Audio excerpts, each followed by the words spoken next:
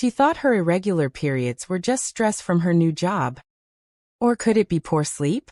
Oh, maybe it was the fast food. But when her skin started breaking out like she was 16 again, when her hair began thinning on her head, yet sprouting thick on her chin, and when the scale refused to move no matter how much she dieted, something didn't add up. Her friends waved it off. Girl, your body is just acting up. But deep down she knew, this wasn't just acting up. Something inside was wrong. What's really going on? What she didn't know was that she might be one of the millions of women living with PCOS. It's a hormonal condition that affects how a woman's ovaries work, disrupting ovulation, periods, fertility, mood, skin, and even how the body stores fat. Your hormones are like a team. When one member stops doing her job, the whole team falls apart. That's what happens with PCOS. Why is it so common yet so misunderstood? PCOS affects an estimated 6 to 13% of women in the reproductive age according to the WHO. But, up to 70% of women with PCOS are undiagnosed. Meaning, those women don't even know they have it. That's millions walking around thinking their acne, weight gain, or missed periods are just bad luck. When in reality, their hormones are quietly fighting back. Why should every woman care? PCOS isn't just about missing periods. It can affect fertility, cause mood swings, increase the risk of diabetes, and make losing weight feel nearly impossible. But beyond all that, it can take away something deeper. Your confidence in your own body. So, if you've ever wondered why your body feels off, why your period skips like a bad playlist, or why no matter what you do your weight seems stuck, by the end of this video, you'll finally understand what's really happening inside your body, and more importantly, how to take control again. Okay, pause for a second. You've probably heard the term PCOS thrown around on social media, often followed by buzzwords like hormones, weight gain, fertility issues. But what is it really? PCOS stands for Polycystic Ovary Syndrome. Polycystic sounds heavy, right? But here's the twist. It doesn't always mean your ovaries are covered in cysts.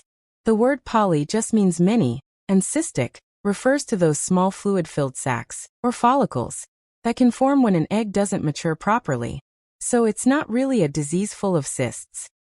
It's more like your ovaries are trying to do their job, release an egg each month, but get stuck halfway, like a download that freezes at 99%.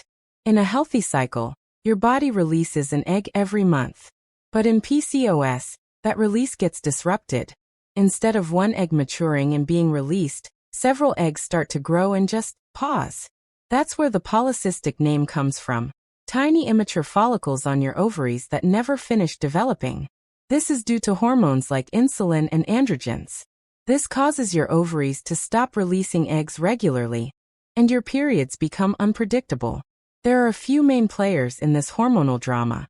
Estrogen, the main female hormone, usually helps eggs mature and builds the uterus lining. Progesterone, which kicks in after ovulation.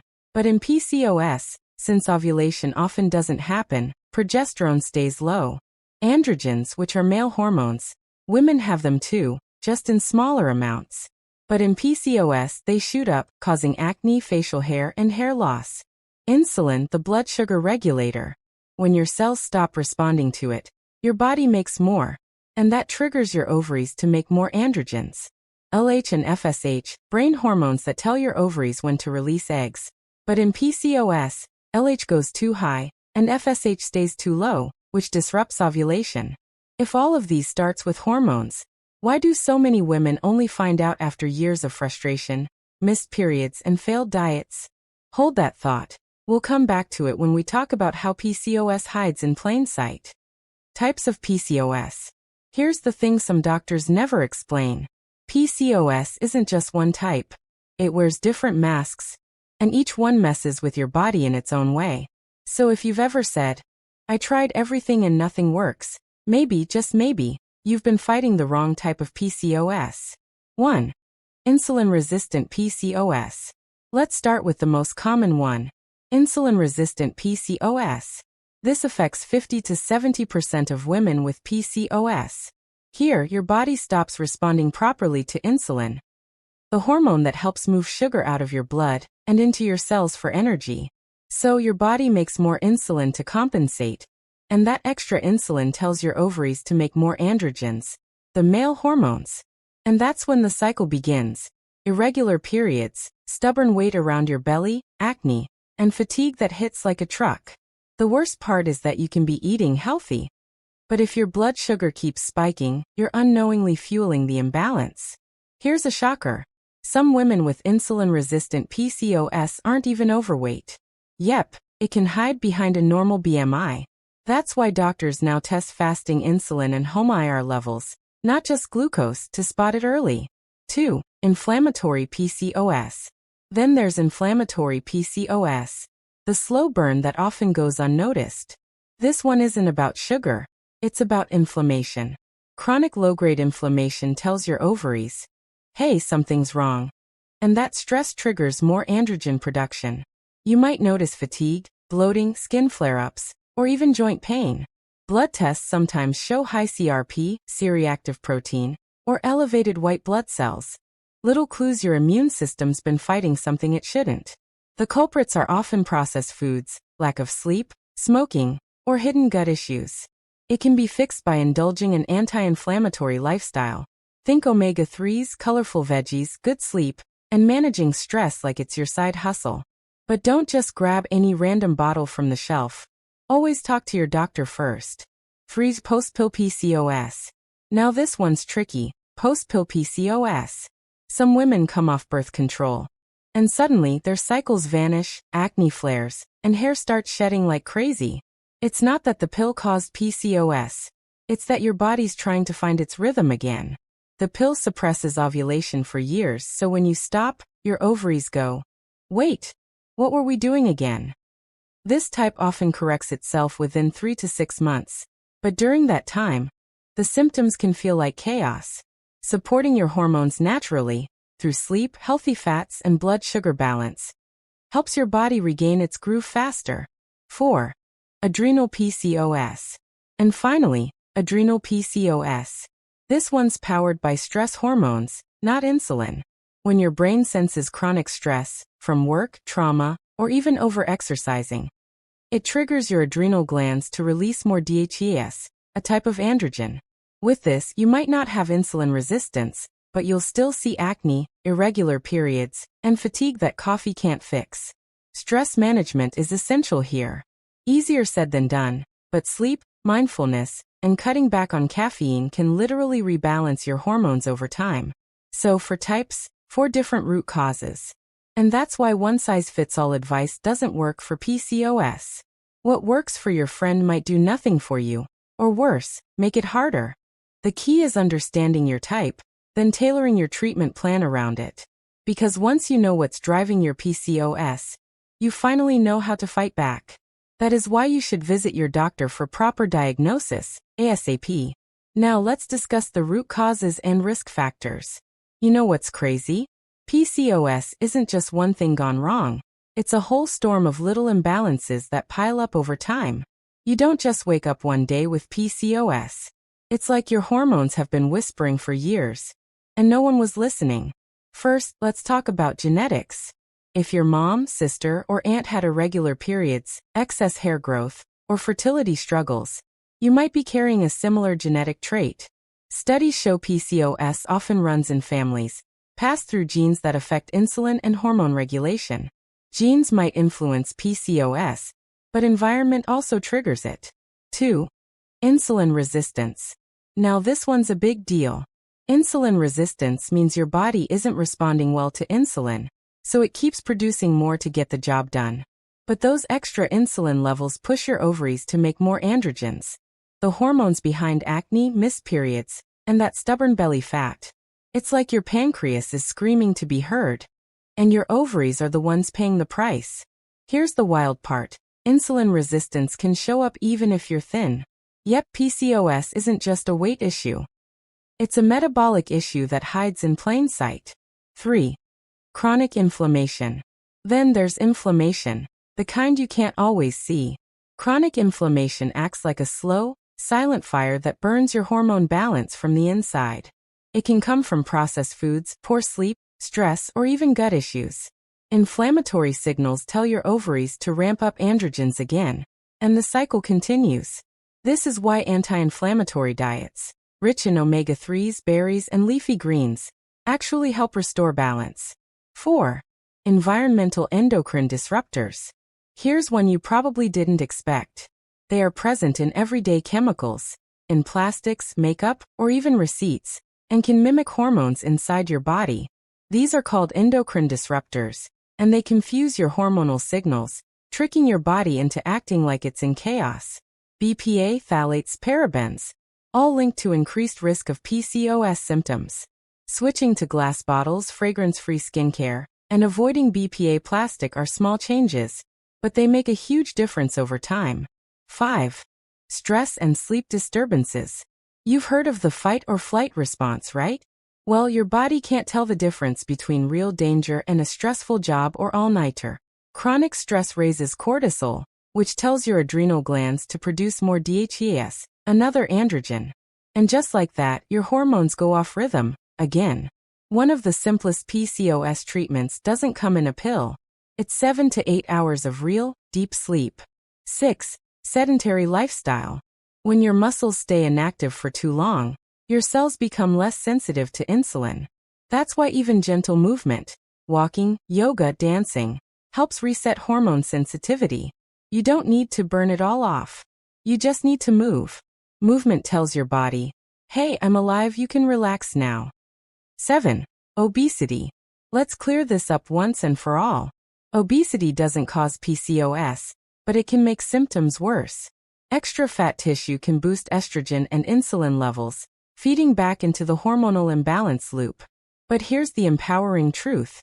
Even a 5 to 10% weight loss, if recommended by your doctor, can improve cycles and ovulation. 8. Early puberty or hormonal imbalance during adolescence. Finally, timing matters. Girls who hit puberty early or had irregular periods as teens may already be showing early hormonal imbalances. Catching those signs early can prevent PCOS from worsening later in life. So what triggers PCOS? A mix of genes, insulin resistance, inflammation, environment, and lifestyle stressors. It's not your fault, but understanding the root cause is your power. Because once you know your triggers, you can start making science-backed changes that actually work for you. Signs and symptoms. PCOS doesn't just show up one way. For some women, it hides behind acne and stubborn belly fat. For others, it shows up as silence, months without a single period. Imagine tracking your cycle, expecting that red stain on your panties. And it never comes. You wait. And wait. Then one day it shows up like a crime scene after 90 days. That's not your body being quirky. That's your hormones sending a call for help. Let's break this down because PCOS doesn't wear a name tag. A. Menstrual and reproductive symptoms. First, your periods. Or should I say, the disappearing act? Women with PCOS often go months without ovulating. When ovulation doesn't happen, there's no egg release and no period. That's why it can feel almost impossible to conceive. And when pregnancy does happen, the risk of early miscarriage is a little higher. Not because your body can't sustain life, but because your hormones are out of rhythm. It's like trying to bake a cake when the oven keeps turning off. B. Physical signs. Now let's talk about what you see in the mirror. PCOS has this unfair way of making women feel trapped in someone else's body. You might gain weight, especially around your midsection, even when you're eating clean. Or your skin might break out like you're back in high school. Then there's facial hair where you don't want it, chin, chest, tummy, and thinning hair where you do want it. Some women even notice tiny skin tags or darker, velvety patches under their arms or around their neck. Those are signs your insulin levels might be running the show. C. Emotional and mental effects. And here's the part people rarely talk about, how it feels. The emotional toll of PCOS is real. The constant bloating, breakouts, infertility fears, it eats at your confidence. You start feeling like your body's fighting against you. Many women with PCOS struggle with anxiety, depression, or just feeling not enough. If that's you, you're not broken. You're not lazy. Your hormones are just loud. D. Metabolic signs. Then there's the stuff happening beneath the surface, your metabolism. PCOS can make your body less sensitive to insulin. That's why cravings for sugar hit hard, and energy crashes are brutal. Over time, this resistance can open the door to prediabetes or even type 2 diabetes. It's not just about weight. It's about your cells being tired of shouting, "Hey, I can't use this sugar right." Diagnosis. Okay, so how do you know it's PCOS and not just stress or a bad cycle month? Doctors don't diagnose PCOS based on one symptom. They use what's called the Rotterdam criteria, basically a checklist. If you meet 2 out of 3 of these, you may have PCOS. The 3 criteria. 1. Irregular or absent ovulation, meaning you don't ovulate every month. 2. High androgen levels, either visible, like acne, hair growth, or confirmed by blood tests. 3. Polycystic ovaries, seen on ultrasound as multiple small follicles, often called the string of pearls. To confirm, your doctor might order some blood work. They'll likely check LH and FSH levels, your ovulation hormones, testosterone to see if it's high, fasting insulin and glucose for insulin resistance, cholesterol and triglycerides, thyroid and prolactin, to rule out other hormonal issues. An ultrasound might also show those tiny immature eggs sitting in your ovaries. They are not harmful, but a clue your body's ovulation rhythm is off. So here's where we'll pause for now. We've talked about what PCOS is, how it starts, and how those hormones can quietly flip your system upside down. But understanding it is just the first half of the story. The next part is all about taking your power back. In part 2, we'll go deeper into how PCOS is managed from medical treatments doctors actually recommend, to natural and supportive remedies that help you feel like yourself again. We'll also talk about fertility, and why some women with PCOS can still get pregnant easily, while others struggle for years. And we're not stopping there. Because PCOS isn't just physical. It can quietly weigh on your mental health, and even increase your risk for certain long-term health problems if it's left unchecked. So yeah, part 2 is where it gets real. If this episode hit close to home, make sure you're subscribed and have notifications on. Because next time, we're diving into the part most women never hear about until it's too late. What's your biggest question about PCOS so far? Drop it in the comments. I'll be picking a few to feature in the next video.